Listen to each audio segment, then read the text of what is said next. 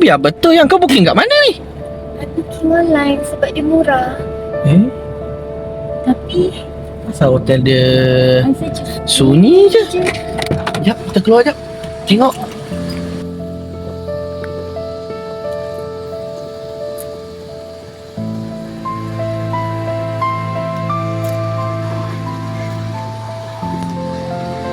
Hey korang semua.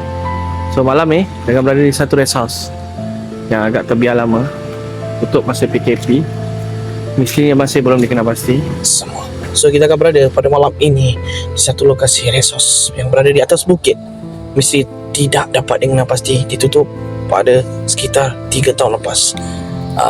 Katanya ada orang nampak seorang perempuan. Katanya tempat ni meriah setelah ditutup. Apakah misteri? Kita jumpa malam ni, geng.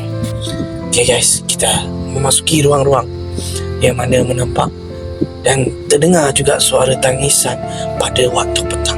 Untuk merungkai lebih lanjut, mari kita saksikan malam ni.